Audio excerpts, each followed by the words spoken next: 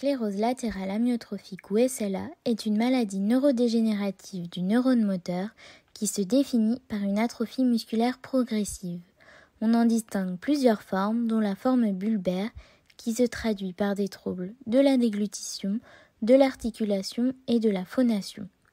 L'évolution rapide et dramatique de la maladie, qui mène fatalement à la mort du malade, bouleverse également la vie de son aidant, ce qui a donc des conséquences plus ou moins importantes sur sa santé, sa vie professionnelle et son mode de vie.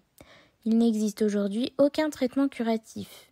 L'orthophoniste appartient donc à l'équipe pluridisciplinaire qui prend en soin ces malades et qui a pour objectif de les soutenir, ainsi que leurs proches, et de maintenir leur autonomie le plus longtemps possible.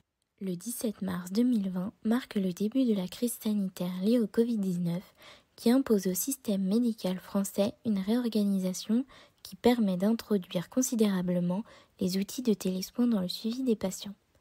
La téléorthophonie est donc autorisée par l'arrêté du 23 mars 2020.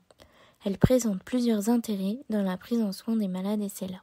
Ainsi, les objectifs de mon mémoire étaient les suivants. Réaliser un état des lieux de la prise en soin orthophonique du malade SLA lors de la pandémie Covid, envisager la mise en place de la téléorthophonie, puis dégager les avantages et les inconvénients des modalités de suivi orthophonique. Pour interroger les aidants, nous leur avons administré un questionnaire par téléphone ou auto-administration. Parmi les 10 réponses complètes reçues, nous avons recensé aucune interruption de suivi. Ce dernier se faisait soit au cabinet de l'orthophoniste, soit au domicile du patient. 2 patients ont également bénéficié de téléorthophonie. Suite à leurs réponses, nous avons conclu que les aidants n'étaient majoritairement pas favorables à la mise en place de la téléorthophonie, contrairement aux outils d'autosuivi par intelligence artificielle qui ont, eux, obtenu un taux d'adhésion plus important. Nous avons pu identifier les différents avantages et inconvénients de ces 3 modalités de suivi.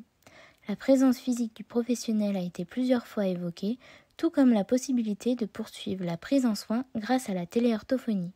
Cependant, certains aidants ont souligné la présence de déplacements réguliers et le risque de contamination comme inconvénient de la prise en soin au cabinet de l'orthophoniste.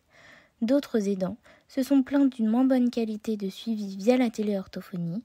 L'absence de diminution de la charge qu'ils peuvent avoir a aussi été soulevée. La téléorthophonie étant une nouvelle façon d'exercer, il reste encore de nombreuses recherches à faire.